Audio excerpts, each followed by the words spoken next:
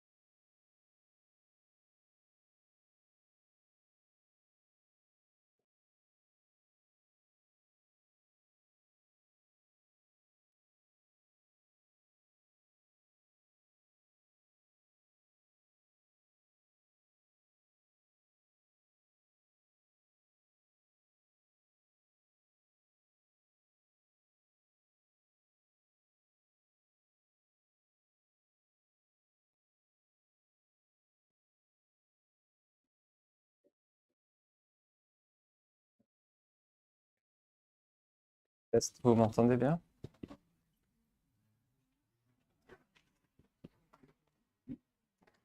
Test? Ok. Bonjour tout le monde. Je m'appelle Samuel. Donc je suis, on va dire, scientifique. Donc pour gagner ma vie, je travaille à l'université. Je suis chercheur. Mon expertise, c'est dans les systèmes complexes. Donc je, je modélise et je cherche des techniques mathématiques pour décrire des phénomènes compliqués. Donc des systèmes où il y a beaucoup de composants qui interagissent. Et une approche frontale est trop compliquée, donc il faut trouver des techniques pour simplifier et extraire les propriétés. C'est un sujet qui est historiquement qui vient de la physique, mais de nos jours c'est appliqué dans plein de domaines, en sciences sociales, en biologie. Et mon prochain projet, mon prochain contrat de travail, ce sera en fait sur les épidémies et les maladies, comment les différentes maladies interagissent et il y a des co-épidémies.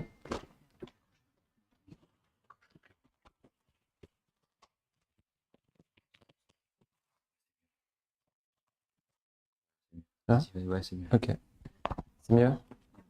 Ok, super. Euh, mais c'est pas pour parler vraiment d'épidémie ou de maths, parce qu'en fait, outre d'être scientifique, je suis né et j'ai grandi dans un foyer bouddhiste. Mes parents sont convertis au bouddhisme avant ma naissance, et du coup, j'ai été un peu imprégné dans le bouddhisme petit. Ma mère a pris les vœux monastiques il y a quelques années. Mon père a un stand là, c'est le meilleur stand, celui des Tanka, en toute objectivité. Et oui, bon aussi, je dois vous avouer que je suis plus à l'aise derrière un écran d'ordinateur que devant un microphone. Donc, ouais, on va voir. Oui.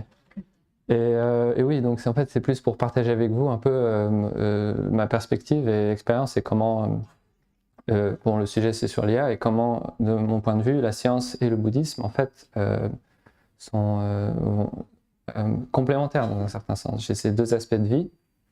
Et les deux m'apportent beaucoup et se nourrissent entre eux. Et ça a plusieurs questions. Il y a les questions un peu grandes, par exemple, pourquoi on existe, des questions un peu métaphysiques, ontologiques. Et après, il y a aussi à une échelle plus petite de tous les jours, comment se comporter au boulot, les interactions personnelles avec les gens, comment utiliser son temps. Tout ça, c'est lié.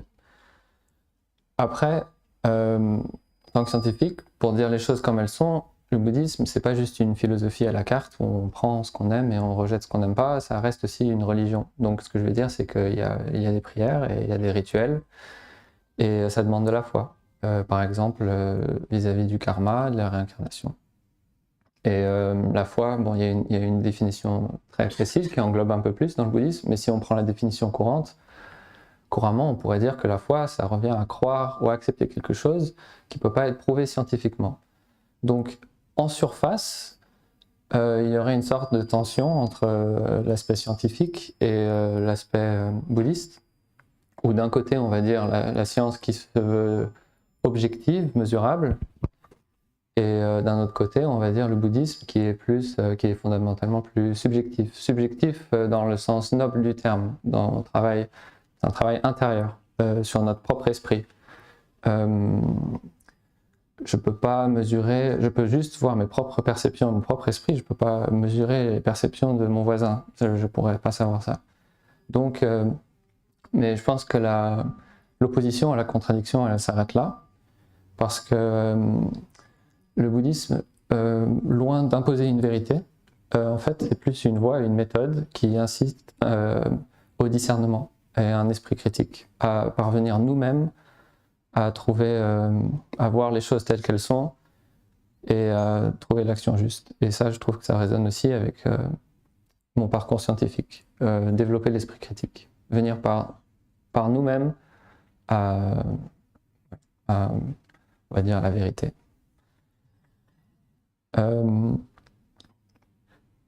Oui. Et donc, en fait, le bouddhisme, pour moi, ça se concentre vraiment sur le discernement et l'éthique. Et ces deux choses, c'est ce qu'on a besoin aujourd'hui, je trouve, parce que ce qu'on peut appeler, on va dire, le défi de la modernité. Il y a déjà 10-15 ans, il y a eu tous les réseaux sociaux. Après, il y a eu énormément de nouvelles, de comment réagir aux fake news, les trucs comme ça. Et maintenant, avec l'utilisation de l'intelligence artificielle, et en particulier les agents conversationnels. Donc, l'intelligence artificielle, c'est des outils incroyables. Je les utilise de mon quotidien personnellement, et l'université aussi finance l'utilisation. C'est appliqué à plein de domaines, que ce soit la médecine ou même la recherche. En mathématiques, on l'utilise aussi. Mais c'est aussi, donc si je me concentre sur les agents conversationnels, on va dire, c'est un peu, pour moi, c'est des moteurs de recherche, mais sous stéroïdes, et en plus, un peu dopés à la flatterie. Des fois, je l'utilise pour des questions de recherche, voir ce qui se passe. Est-ce que c'est réponse A ou réponse B? Oui, c'est réponse A, parce que tel et tel. Ok, super. Mais pourquoi ce ne serait pas réponse B? Parce qu'en fait, il y a cet argument et cet argument, et l'IA va répondre oui, votre raisonnement est sans faute, c'est sublime, vous avez raison, c'est réponse B.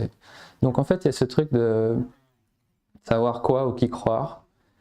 Et en surface, ces agents conversationnels donnent une éloquence incroyable. La syntaxe et l'emballage est incroyable, beaucoup mieux que mon expression. Et ça devient plus dur à discerner ce qui est juste ou pas juste. Et c'est un sujet même en mathématiques pures, où ça devient à un tel niveau qu'on peut utiliser l'IA pour donner des nouvelles preuves de théorèmes mathématiques qui n'est pas trivial. Et ça devient de plus en plus dur de suivre l'argument logique et voir si l'argument est correct ou non. Ça devient très compliqué. Donc, comment dire? En gros, ces agents conversationnels, au-delà du moteur de recherche, ça peut parfois être intellectuellement creux ou même pire, factuellement faux. Factuellement incorrect. Donc, qu'on s'en réjouisse ou non, cette technologie, elle est là, elle est présente. Et c'est pas le but, notre responsabilité, c'est pas de la rejeter, mais plus d'en réfléchir les conséquences et les implications, comment l'utiliser. Et donc, face à cette technologie qui, on va dire, imite l'intelligence de manière remarquable, comment on réagit? Et je trouve personnellement que c'est là où le bouddhisme, une tradition très ancienne, apporte des outils modernes pour répondre à ce genre de questions. Au même titre que, on va dire, la philosophie, les mathématiques, la logique qui développe le discernement, le bouddhisme ici apporte aussi des outils pour le discernement. Donc, concrètement, si on a une information, il y a certains critères de fiabilité, et c'est pas parce que l'argument est très éloquent et très beau que c'est correct. Et il faut toujours prendre le temps de se rendre compte si c'est vrai, comment vérifier les sources, est-ce qu'on peut nous-mêmes revenir à cette information. Et parfois, pour des choses compliquées, c'est pas facile, mais ça demande une sorte de vigilance d'esprit avant de prendre l'information telle qu'elle est. À tout niveau, que ce soit pour un texte légal, de l'aide, un email. Ouais. Et en parallèle du discernement, il y a aussi, il vient une question d'éthique, je pense. Parce que l'outil, l'IA, que ce soit les agents conversationnels ou d'autres types d'outils, c'est ni bon ni mauvais en soi. C'est vraiment comment on l'utilise et la manière de l'utiliser, qui est derrière, ce genre de choses. Et il y a une question de motivation. Développer une motivation de pourquoi on l'utilise. Si je fais le parallèle avec les outils sur Internet, par exemple Wikipédia, bon, on peut écrire n'importe quoi sur Wikipédia. Donc il y a aussi une chose de vérifier la source, est-ce qu'on peut vérifier? Mais naïvement, on peut au moins croire à l'intention. C'est une communauté bénévole qui essaye d'apporter de l'information. Les agents conversationnels, ça reste des entreprises avec des forfaits, et ça coûte de l'argent. Les versions gratuites collectent les données, donc il y a aussi une question de... Parce que c'est éloquent, est-ce qu'on va partager nos emails personnels ou poser des questions? Tout ça, faut s'en rendre compte. C'est ok de partager des choses si on est consentant. Et c'est des choses qui sont parfois un peu cachées.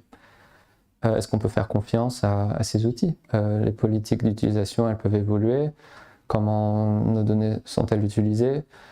Il y a les questions de publicité. Est-ce que tiens, j'ai envie de savoir quel est le meilleur produit pour tel ou tel service. Comment je peux savoir si c'est vraiment le meilleur produit ou si c'est une publicité? Il y a cette question d'intention. Donc ça revient aussi à l'éthique de l'outil qui est comment a été designé. Il y a aussi la question de ces agents conversationnels imitent une personnalité.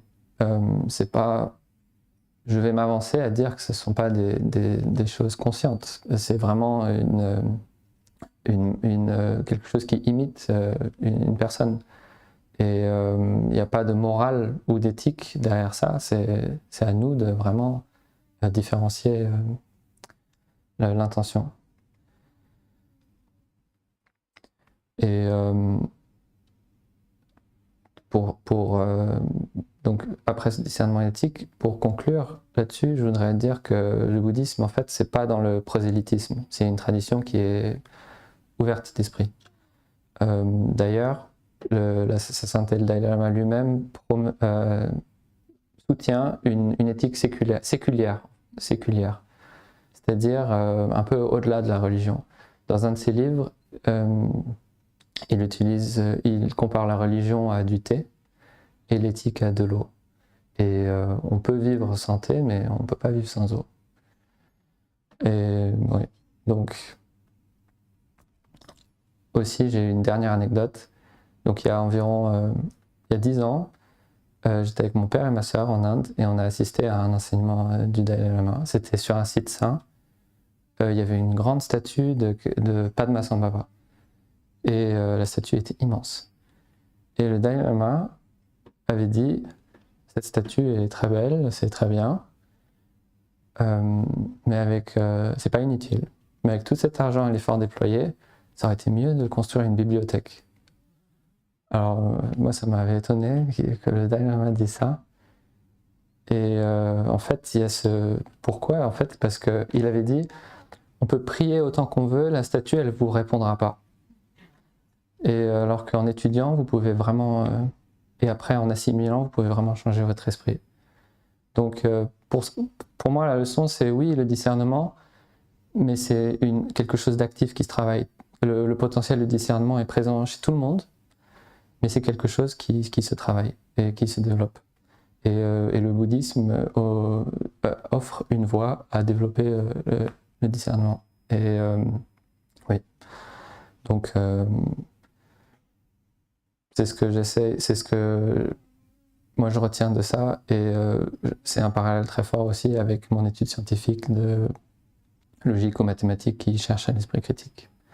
Donc pour ça, je voudrais remercier de votre temps, et si vous avez des questions, je vous écoute. Merci beaucoup.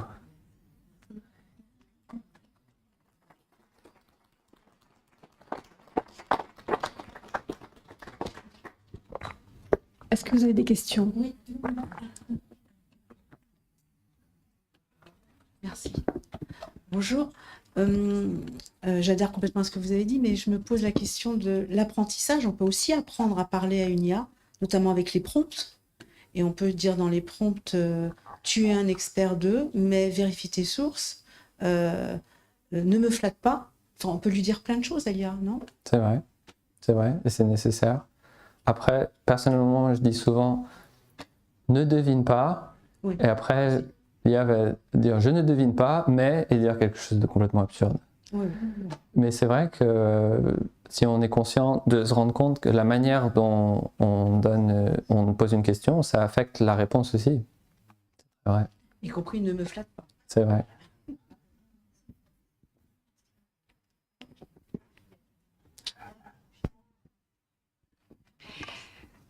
Quand on veut bloquer une information, entre guillemets, pour qu'elle ne soit pas divulguée au grand public, donc on ne programme pas l'IA pour qu'elle donne une vérité, enfin une vérité, on va dire cette information top secrète. Est-ce que par son intelligence de développement naturel, on va dire, est-ce qu'elle est capable ensuite d'analyser et de donner ces informations qui peuvent être officielles, passer outre? Je ne sais pas comment vous avez compris. Vous pouvez reformuler la question? En fait, l'IA, on dit qu'elle peut devenir elle-même de plus en plus intelligente. Elle analyse, elle progresse, elle évolue, un peu comme un humain qui s'instruit. Mais si on veut bloquer des informations, on va dire top secret, enfin des choses, des divulgations, admettons, qu'on ne veut pas que le grand public découvre ou sache, est-ce qu'elle-même, par son intelligence, peut arriver un jour à sortir l'information où l'intelligence artificielle ne donne que ce qu'on lui rentre dans le cerveau? Enfin non, je ne sais pas comment dire là, le cerveau. Je ne suis pas sûr de la réponse. La seule chose qui me vient à l'esprit, c'est une des compagnies américaines avait sorti une nouvelle version de leur agent conversationnel. Ils se sont rendus compte qu'il y avait des dangers et ils ont essayé de réduire la portée et que ce soit que accessible en Amérique, mais les garde-fous n'étaient pas solides et certaines personnes pouvaient accéder à la version avancée. Après que l'IA par elle-même devienne meilleure, je sais pas, je suis pas en mesure je devinerais. Une question. Ouais, merci beaucoup, c'était super. Moi, j'ai deux questions. Tu n'as pas parlé des biais cognitifs de l'être humain et les biais cognitifs liés à notre culture, parce qu'on est aussi occidentaux, on n'est pas tibétains. On a une façon de comprendre les textes bouddhistes qui ne sont peut-être pas la façon dont on devrait les comprendre. Donc il y a ces biais-là, les biais cognitifs liés à la culture du pays où on est, et je pense que ces biais cognitifs, par les codeurs de l'IA aussi, elles ont lieu parce qu'il y a aussi des entreprises derrière, il y a aussi des entreprises avec parfois des hommes politiques derrière, ou parfois des intérêts économiques derrière. Et d'où les dangers. Et ces biais cognitifs, c'est ce qui ralentit le fait que les personnes n'arrivent pas à avoir tous les aspects d'une problématique. Et je pense qu'on n'apprend pas ça à l'école. Et je pense que c'est une des choses qu'on devrait apprendre en premier. Comment on réfléchit, vers quelle source on se tourne, quel aspect on voit. Et ça, on ne l'apprend pas.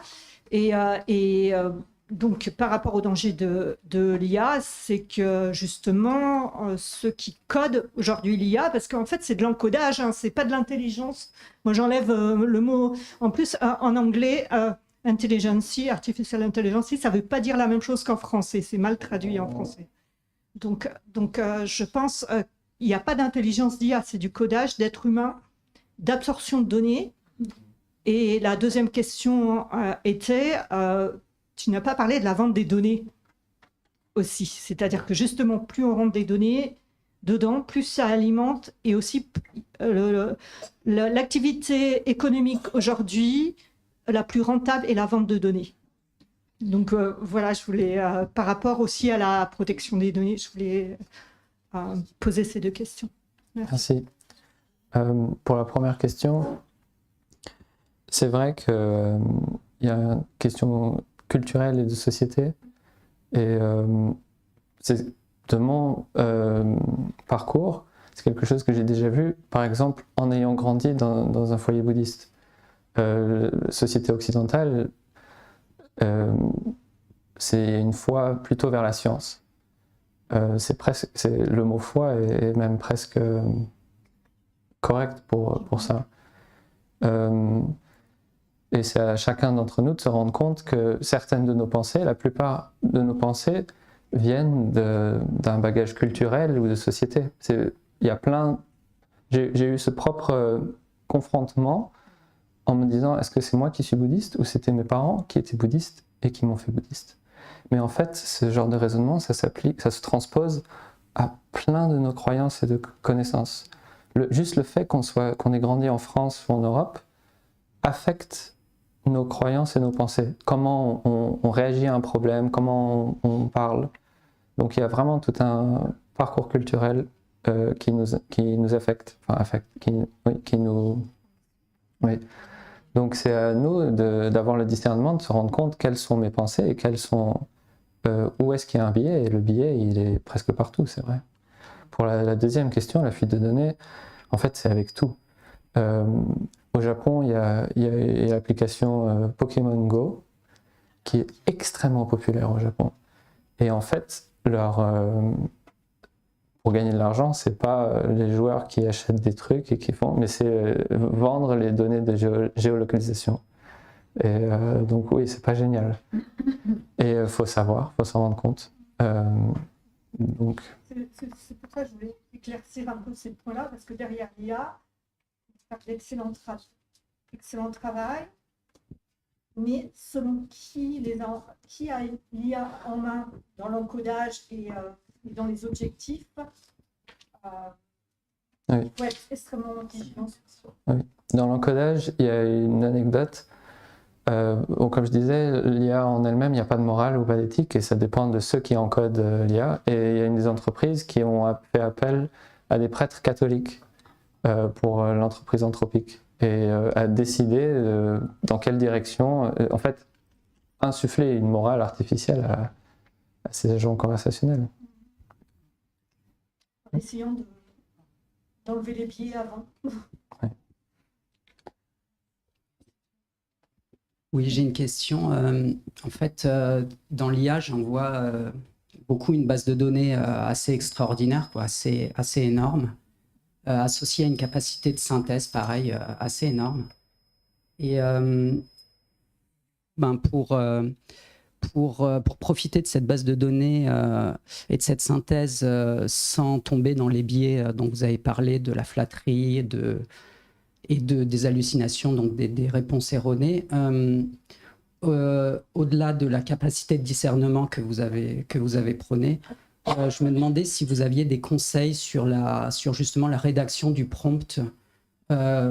Justement, qu'est-ce que vous conseillez comme façon d'écrire le prompt pour justement éviter tous ces biais et accéder de façon plus précise à cette base de données? Alors, mon conseil personnel, ce serait de limiter l'usage à des questions. En fait, j'ai pas de conseil précis pour la manière d'utiliser le prompt. Mon conseil serait plutôt pour quel type de questions je vais demander à l'IA et quel type de questions je vais essayer d'éviter.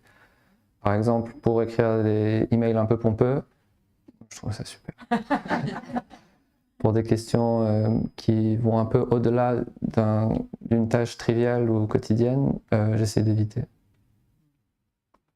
Je parlais d'un point de vue justement base de données bouddhistes et les textes bouddhistes. Alors, j'ai pas essayé ça, mais ça m'étonnerait pas que si je pose une question à l'IA, elle serait capable de sortir les étapes du lamrim ou des trucs comme ça. Après, est-ce que je vais y faire confiance? Je sais pas. Ouais. Je pense qu'il y a du potentiel que ce soit utile, même dans un cadre bouddhiste, pour sa propre étude. Mais je pense qu'on est à une étape où il faut faire quand même attention à ce qui est dit.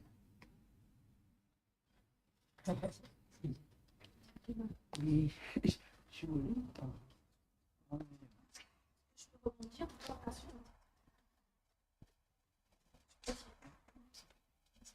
oui, je disais, on met souvent le bouddhisme dans la catégorie religion. Effectivement, il y a une partie de bouddhisme dans la catégorie religion. Mais le vrai bouddhisme, dans le sens Abhidharma, c'est une science de l'esprit. C'est grâce à sa sainteté, depuis plus de 40 ans, Mind and Life, les scientifiques dialoguent avec sa sainteté et les grands kéchis et perçoivent que c'est vraiment la science de l'esprit. C'est-à-dire que les bouddhistes, le Bouddha, a préféré étudier l'esprit. Quelle est la cause de la souffrance? D'où vient la souffrance? Il allait vraiment vers le but qu'on cherche. Tout le monde veut le bonheur, mais on a trouvé des solutions à l'extérieur. Lui, il a cherché d'où vient la souffrance, cause de souffrance. Il a étudié, ça vient de l'esprit. Qu'est-ce qu'est l'esprit? C'est ça qu'ils ont étudié. Donc on met toujours dans la catégorie religion, mais en fin de compte, 90% c'est scientifique, science de l'esprit. Effectivement, pour faire comment comprendre cet esprit, on ne peut pas expliquer comme ça à la population. Donc, on a englobé la religion, la forme de prière, la forme il a besoin pour aller vers le vrai but. C'est comme nous, tout petit, on apprend, tout de suite, on va vous apprendre de la science physique, les grandes mathématiques, c'est exactement pareil. Donc, c'est beaucoup plus scientifique de l'esprit que de la religion. L'aspect extérieur est religion, mais l'aspect profond, c'est scientifique de l'esprit. Voilà, c'est ça que je voulais raconter.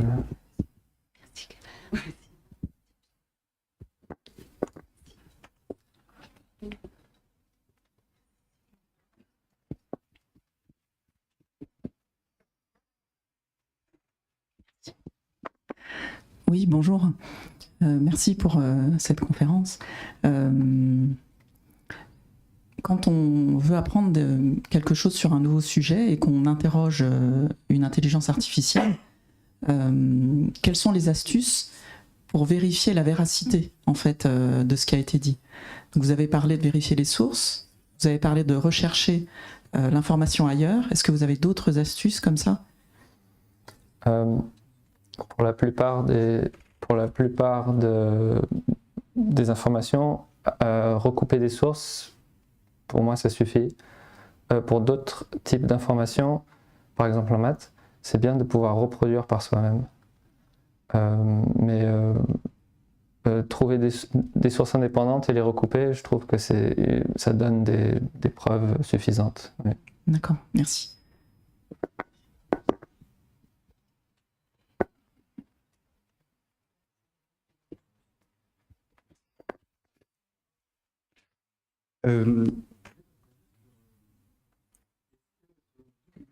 On n'entend pas. C'est un peu loin là. Je crois que le micro est trop loin. Non, C'est un petit peu dans le. Selon vous, l'humanité va se servir de l'IA de la bonne manière ou pas, sachant que je suis des vidéos en Inde de travailleurs, peu importe, hein, que ce soit dans les hôtels, les l'industrie en général, les travailleurs acceptent de travailler pour 1 euro, 2 euros de plus de l'heure avec des têtes pour enrichir justement les modèles de LLM. Oui. Ah, Wifi. Non, c'est ça. Approchez-vous un peu. Bon, en tout cas, voilà, tout ça pour vous dire que, enfin, pour vous demander ce que vous pensez de si l'humanité va être en mesure de accueillir l'IA dans tout son ensemble. On l'a vu aujourd'hui là justement avec Anthropique qui appelle des prêtres pour donner une pseudo-conscience à une morale exactement à Claude, qui marche d'ailleurs très bien selon moi, parce que j'utilise souvent, et c'est vrai qu'il cadre beaucoup, il ne sort pas de ses garde-fous. Mais voilà, je voulais votre avis, puisque c'est vrai que ça fait assez... Enfin, moi j'ai 28 ans, je flippe un peu pour la suite. Et pas pour moi, mais pour les autres, enfin les Indiens là, qui concluent du coup enrichir les modèles d'intelligence artificielle pour mettre ça dans des robots et après avoir de moins en moins d'humains sur les tâches, que ce soit dans l'industrie ou dans la vie globale en fait, hein, comme on avait pensé, imaginé la vie depuis que le monde est monde. Mais voilà, j'ai l'impression que les cartes sont rebattues et j'ai pas l'impression que l'humanité se sert du bon versant de l'IA. Voilà. Ouais.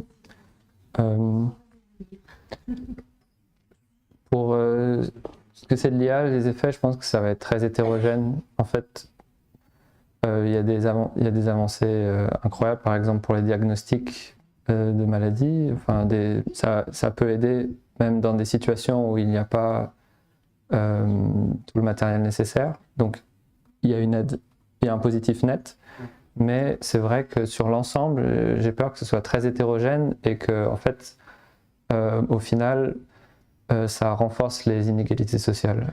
Mais ça, c'est juste mon opinion personnelle. Donc, ouais. En global, un peu pessimiste aussi, ouais, mais ça reste. Ouais.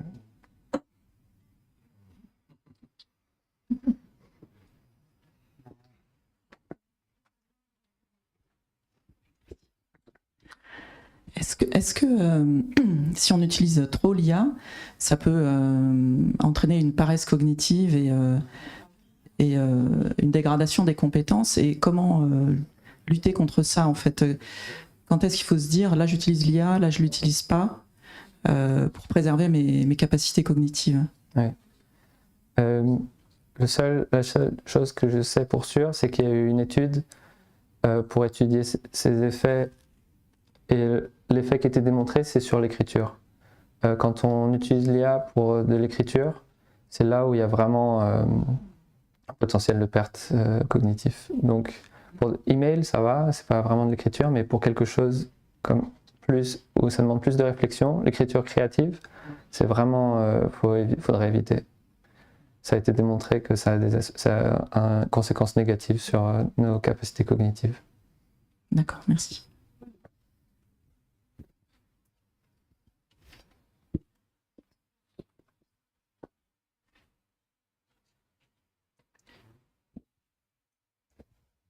Alors moi, j'ai pas 28 ans, donc du coup, j'ai envie d'être positive.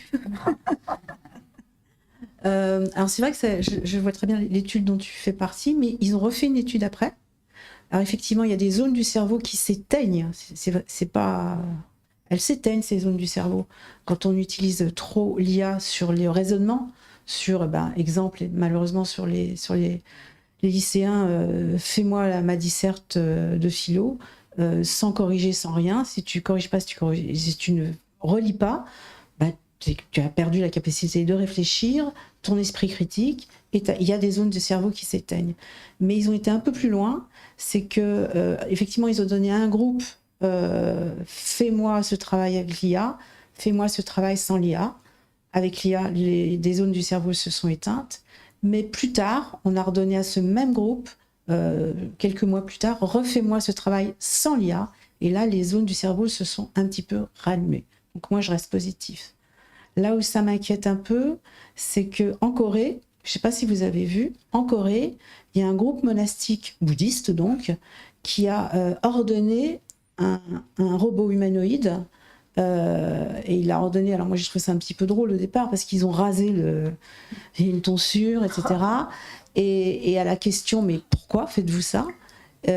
Ils ont simplement répondu, bah écoutez, il y a des touristes qui viennent, on n'a pas vraiment le temps de leur expliquer la philosophie bouddhiste, donc on charge notre robot, je ne sais plus comment il s'appelle, ils ont donné un nom, on charge notre robot de le faire. Et deuxième anecdote tu as peut-être entendu parler, ils ont fait une plateforme où seuls les IA avaient le droit de parler, enfin de s'interroger. Et en 5 jours, les IA, donc, qui étaient un peu de tout le monde, ont créé un système politique, un système religieux, et commençaient à se dire comment on va fonctionner avec l'humain. Et dernière chose, pareil, hein, il y a des humains derrière. Hein. Autre exemple, ils ont laissé apparaître dans une information qu'on allait détruire cette IA. À ce moment-là, l'IA d'elle-même a cherché dans les mails de certains collaborateurs des choses un peu douteuses. Donc là, c'était une infidélité, par exemple. Et pour empêcher le débranchement de l'IA était capable de faire du chantage auprès de ce collaborateur. Donc voilà, il faut aussi gérer, apprendre. Je pense qu'il faut apprendre aux enfants, apprendre aux étudiants comment se servir de l'IA, parce qu'on peut le faire avec les prompts, dans les paramètres. Je ne sais plus qui a posé la question. Dans les paramètres, tu peux interdire à l'IA de donner tes données. Mais ça le fait quand même. Mais ça dépend. Ça dépend quand... Ouais, mais si tu travailles avec les 3, c'est-à-dire Claude... Les données de tout le monde. Mais de toute façon, comme il l'a dit, rien que l'iPhone qu'on a, il pique les données. Hein. Donc, on n'a pas attendu l'IA pour ça. Donc voilà, moi je vais quand même rester positive parce que je pense que c'est comme beaucoup de choses, c'est une question d'éducation. Il faut éduquer nos jeunes. Voilà. Sinon, on va arriver à 2 sociétés. La société de Silicon Valley, où là, les écrans sont interdits pour leurs enfants. Ils ne donnent pas d'écran à leurs enfants, ils ne donnent pas de téléphone à leurs enfants, ils ne donnent pas d'ordinateur aux enfants. Ils attendent de leur apprendre à s'en servir. Voilà, donc voilà.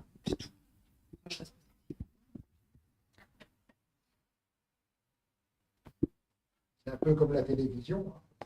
J'allais dire la télévision, Internet. Ouais. Ouais. À l'école, on voyait la différence. Hein. Bon, c'est simplement l'évolution. Puis l'utilisation de l'IA, c'est comme toutes les utilisations. Marie Curie, avec sa trouvaille, est-ce qu'elle pensait qu'on allait détourner tout ça? Einstein, tout ça. Donc, il faut que l'humain réussisse à faire la part des choses. Ouais. Mais bon, ça peut toujours tomber dans des mains délicates. C'est là le problème. Mais ça, c'est humain.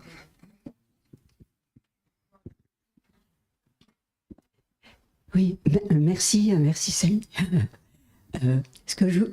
J'ai entendu dire qu'en fait, l'IA imitait les humains dans leur comportement, c'est-à-dire retenait le comportement des humains. C'est pourquoi ils se permettent de flatter celui qui les interroge, parce qu'ils se sont rendus compte que l'humain aimait être flatté.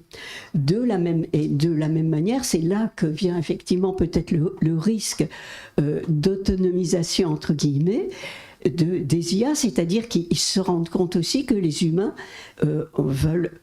ils copient tout leur travers, en fait.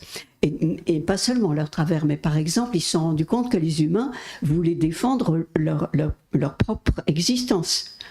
Et donc, est-ce qu'il n'est pas effectivement possible que l'IA s'autonomise quand on menace de le mettre à jour, qu'il se débrouille pour échapper à ça, pour pouvoir garder son autonomie, son existence entre guillemets? Alors, oui, je pense qu'il faut avoir des garde-fous, mais je pense aussi qu'il faut faire attention, se rendre compte qu'il n'y a pas d'intention dans l'IA. Et que ce soit les plateformes où l'IA se parle, se font des systèmes, il y a une absence d'intention. J'avais un projet d'école où je devais faire apprendre à l'IA un jeu vidéo. Et si le bonhomme il meurt, il perd un point. Si le bonhomme il gagne un point. Et par apprentissage, il fallait qu'il apprenne à jouer le jeu vidéo. Et en fait, ce que l'IA a fait, c'est juste qu'il a mis le jeu sur pause. Et en mettant sur pause, en fait, il perdait pas de points. Et pour lui, c'était le truc optimal.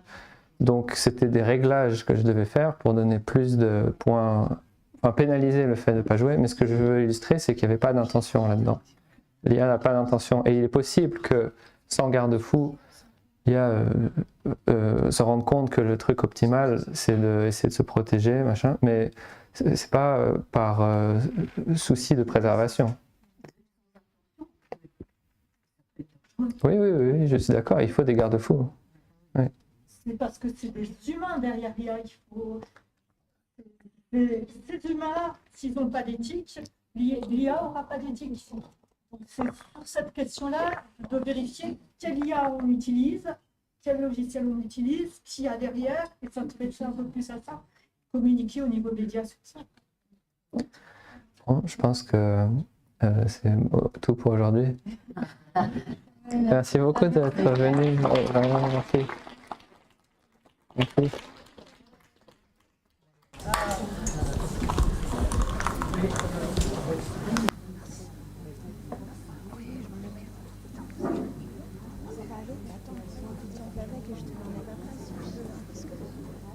Il y a un petit courant d'air quand même.